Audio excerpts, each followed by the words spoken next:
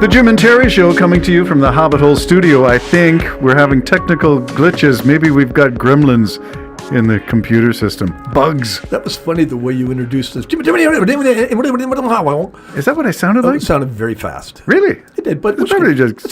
Buddy, I'm all right with it. That's a excited voice. I wonder how long. We did an ASMR. Remember when we had the Jim and Terry FM voice? I wonder if anybody listened to it. I don't know. It's still up there somewhere. Somebody can get it. It was like pretending it was 3 a.m, right? The late night FM DJ. That would be a neat podcast, seriously. But don't have it on today, but just simply say, yeah, I know. I'm up too. Sucks, doesn't it? So I can play music or show you pictures. The radio. Jim is in his demented mind mode where he's got all kinds of things going on in his head. All right, we're going to wrap up some loose ends, and let's, we talked about Trump and Zelensky, and we even hypothesized at one point, I think, that the next war, the next one, isn't awful to even think about that, would be Russia plus U.S. on the same side against. Russia would take on Europe. U.S. would take over Canada, maybe Greenland. Well, they're fighters, they are. Maybe Mexico and maybe Panama and everything else in between. Are we to the point now where we're normalizing all of this stupidity? Well, if you look at it with Trump's attitude towards Ukraine, and he could fool us all, and all of a sudden there's going to be a great deal, but I doubt it. He's saying it's a dictatorship. There hasn't been elections. Just in the middle of a war, you dink. Let's stop there and just set the record straight. Churchill did not have an election for the entire duration of World War II. And when you declare martial law because of war, there's a war, then you don't have to hold the elections. You batten down the hatches and full steam ahead. And so Churchill did the same thing. Oh, yeah, but Putin has elections. 90% approval, and the other 10 fall out windows. That's right. And die. We forgot about that part. Yeah, when your opponents fall out windows or crash planes or get shot in the middle of the night or have toxin, radioactive substances put in your underwear and your tea and all kinds of things. So we forget that Putin rules with an iron fist, and maybe that's what Trump wants to do, but it is a pox upon those who voted for him, and I use that FAFO, F around and find out. Well, you did, and now we're finding out, and it is worse than we thought. It is worse. Isn't that amazing? It's actually worse than we thought. We were hoping he was lying. Yes. That was the best case scenario. He's just blatant liar. Now, he is a liar. He is a pants on fire kind of liar, and besides but he that, told what the else? truth about wanting to take over Canada. He just didn't tell the truth really why. He wants our natural resources. He wants our minerals. He wants our gas. He wants our clean water. He doesn't want our health system. No, he won't want any of that. No, that's socialism, and that's bad. Yeah. He wants everybody to fend for themselves. And dog eat dog, libertarianism, which he hasn't anarchy. had to do since he was, ever. No, because he's born with a silver spoon. That's right. So he has no idea what the poor go through, and he don't care. No. And that matter of fact, they probably want them dead. So when the wealthy, we were going to talk about this earlier on when I said there's a class war that seems to be a mentality that's rifling through the U.S. political system. Class war meaning the wealthy don't care. They will not support progressive policies that talk about minimum wage, that talk about working conditions, that talk about environmental protection, that talk about any of the things that matter to the middle class, the poor, hospital care, the number of people in America who are going bankrupt because of health care concerns. My brother-in-law has been in the hospital, intensive care, for nearly 3 weeks. He's still unconscious. Who pays for all of that? We, the people. I think the biggest bankruptcy in the United States is over healthcare, isn't it? Healthcare, yes, people it is. People just lose everything when someone gets sick. So when we talk about the Canada 51st state, you've always said, well, we are going to be giving up that healthcare system. Oh, yeah, absolutely. You think Trump would care for a minute? They slash everything. They would just say you're on your own.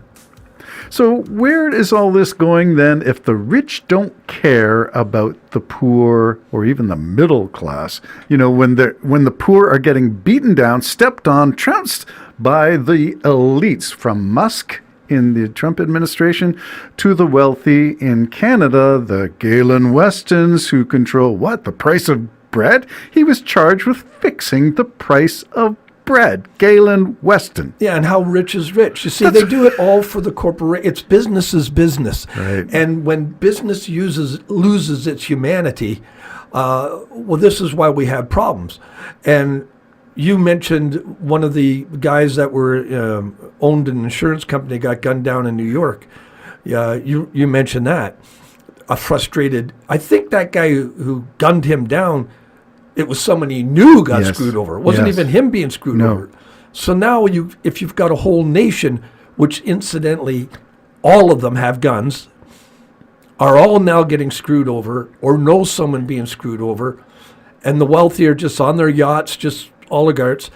The only way you can go, it's either goes the Putin route or there's going to be an upheaval. There's going to be civil war of some kind.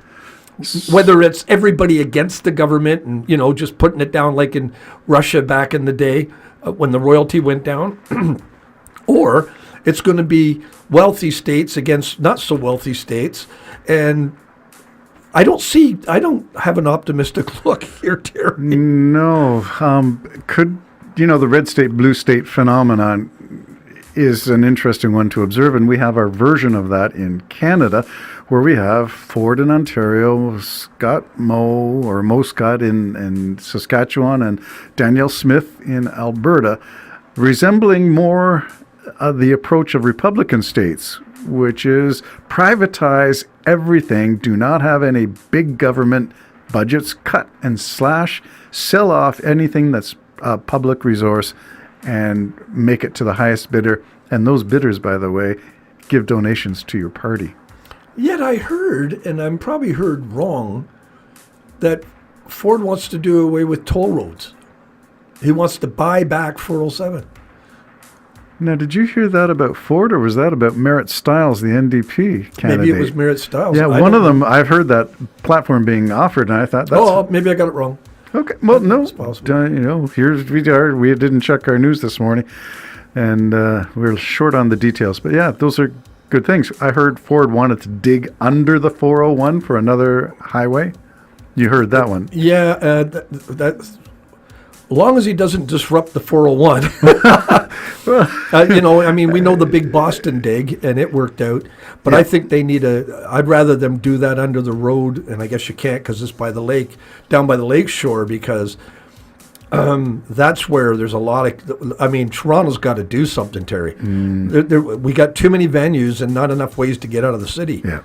So that's the provincial politics that are looking a little messy these days. And Ford, he was strong against the United States, and that's about all he can do. But that's the same shtick that Ford has always presented, the strong authoritarian. Personally, I don't like it. Personally, I don't like selling off public resources. I don't like selling the Science Centre. I don't like selling Ontario Place, and I don't like selling Greenbelt for his own buddies to grow rich and develop and make profits from. Never sell public resources to private consortiums of any sort. That's my feeling about public resources. There you go. There you go. So that's the difference between a liberal... So getting back to the world coming to an end. The world won't come to an end, at least not if we exercise our democratic rights, which is, and I was going to use this statistics because it's a variation on a theme that is true in America and Canada, any democracy. You depend on people participating. And if you don't participate, then we get the government that we didn't elect. And that's the case of 40% of eligible voters in Ontario voted for Ford. Of those 40% who voted, 40% voted for Ford. So he's got 40% to 40%. That's how he got a majority of seats in the Ontario legislature. Seem a little hostile, I'm just saying. Well, that's fine and dandy. Statistics matter. All you do is then you just make sure people can't vote.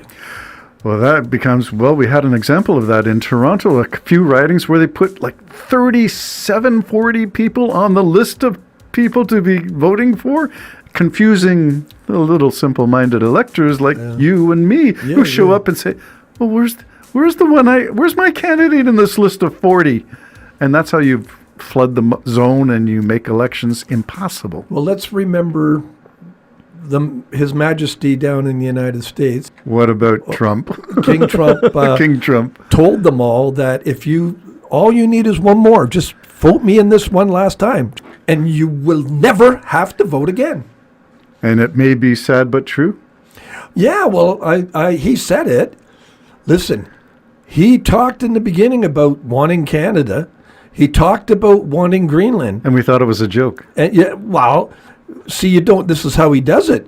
And then next thing you know, you got troops probably marching across the border because of their security needs, as if we haven't been there for them forever. And all of a sudden, we become an enemy. And he's even tuned in now to the hockey game that's going to be happening. Yeah, you said, well, he's going to show up in Boston in the Beast, the American Cadillac for the president. And win, just reminds me of Hitler in the Olympics. Oh, yes. In the stands, that's right, until Jesse Owens put him in his place, the black sprinter from America. So I hope the hockey team, Canadian hockey team, puts him in his place. And he'll probably stomp out of there in a dither. Oh, let's use a nice dad pun. I hope the Team Canada sticks it to Trump. Yeah. Hockey sticks it with a Canadian. I hope their sticks and he just goes and pucks off. Oh, boy, we're getting pretty good.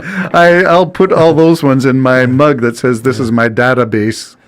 Database. Okay. We're running out of humor. The Trump cover was a fake cover, but Trump doesn't care.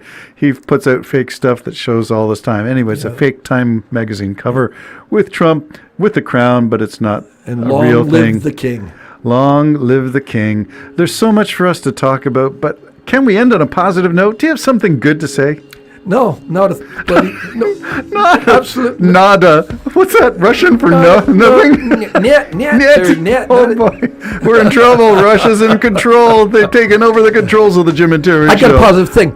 The glass may be half full, but there's a sip left. A sip. A Mississippi. Half empty. Half empty. Okay, the Jim and Terry Show signing off. Bye-bye for now. Bye-bye.